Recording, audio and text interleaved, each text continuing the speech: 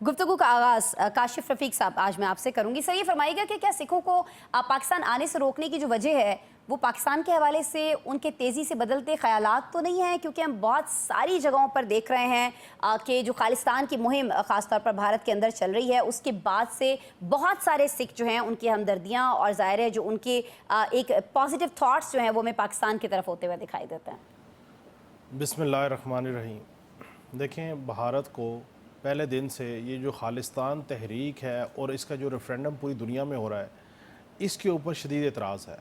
और जो रेफरेंडम कराने के मुहर्रिक लोग थे, सिखों के जो लीडरान थे, उनकी असैसिनेशन करवाना और अटैम्प्ट टू असैसिनेशन करवाना, वो भी एक रिकॉर्ड का हिस्सा है। अब इस टाइम जो सैलाब की सूरत हाल है, इसमें जितना हमारा सेंट्रल पंजाब और साउथ पंजाब डिस्टर्ब हुआ, उससे ज़्यादा इंडियन पंजाब जो है वो भी डिस्टर्ब हुआ। और जो सिख लोग हैं, जो सरदार लोग हैं, उनका ये मानना है कि ये डेलिबरेटेडली मोदी हुकूमत ने ये सारा मूव किया और उसने बेसिकली ये इंतकाम लिया है कि पंजाब जो है वो इतना डाउनफॉल में चला जाए इकनॉमिकली कि उसको हमारी ज़रूरत रहे, क्योंकि उसने बेसिकली वो इंतकाम लिया कि इनका पाकिस्तान के साथ जो एक रूहानी रिश्ता है और जो अलाइनमेंट सीधी हो रही है वो किस तरीके से अलाइनमेंट ख़त्म की जाए। इसी तनाजुर में जिस वक्त हमारे ऊपर पहलगाम का वाक़या मुसल्लत किया गया, तो ख़ुद पंजाब के अंदर भारत ने खुद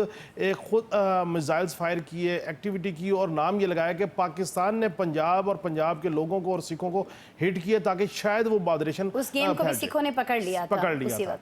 अब मसला ये है कि जो पाकिस्तान में कुछ ऐसे मकामात हैं जो सिखों के लिए एक बड़ी उनकी हैसियत है, मुकद्दस मकामात हैं। अब किसी तरीके से पूरी दुनिया में बसने वाले सिख जो है इस सारी सूरत हाल में वो नहीं रह सकते। अब सिखों का कहना यह है कि आपने जब क्रिकेट खेलना हो तो आपके मामला ठीक हैं, आपने जब चीज़ें बाकी करनी हो तो आपके मामला ठीक हैं। हो सकता है कुछ अरसे तक जब ये इलेक्शन का टाइम गुजर जाए तो मोदी और पाकिस्तान की पॉलिटिकल लीडरशिप जो है वो किसी तीसरी जगह पे मुज़ाकरात भी कर रही है और उसकी फैसिलिटेशन जो है वो अमेरिका भले ना कर रहा हो, लेकिन हो सकता है चाइना या रशिया उसको फैसिलिटेट कर रहे हो कि इस तरह की। तो अब सिखों का मानना यह है कि आप हमें हमारी जो रूहानी मुकद्दस मकामात हैं वहाँ जाने से रोक नहीं सकते। इस सारे मामले से, इस सारे अमल से